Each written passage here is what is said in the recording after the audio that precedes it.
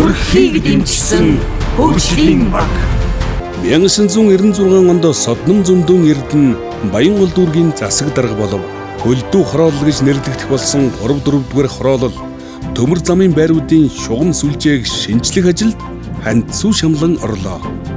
Баянгол дүүргийн хуучны угсармал орон сууцнуудын шугам сүлжээний ашиглалтын хугацаа дуусаж халаалт муудан иргэд хүнд нөхцөлд амьдарч байлаа.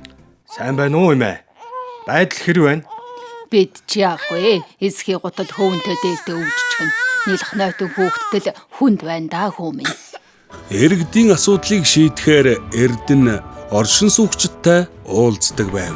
Энэ асуудалч өдрийн бодол шөнийн зүйд болж байна да.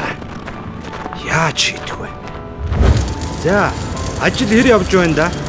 Сүүчийн хоолой гагнаж байна дарга. За эмээ. Одоо дулаахан байна уу? Дулаанаар барах бол манай зэвхүү бүр нүцгэн мөлөгдөг болсон шүү дээ. Та их зөв ажил хийжээ. Хороолол нэрэл их хүйтэн байсан шүү. Иргэд итгэжл байвал бид зүтгэх ёстой юм шүү дээ. Өрхийг дэмжсэн хөгжлийн баг. Улсын их хурлын сонгуулийн 26 дугаар тойрогт ардчилсан намаас нэр дэвшигч Содном Зөндөн Эрдэнэ, Амны орон сууцтай болгоё. Салдангийн Одон Туяа, Орон сууцаа дулаалъя. Догсмын Бат цогт, Түрээсийн байртай болгоё. итгэл найдвар хийж бүтээхийн тулгуур. Баянгол дүүргийн өрхийг дэмжих хөгжлийн баг.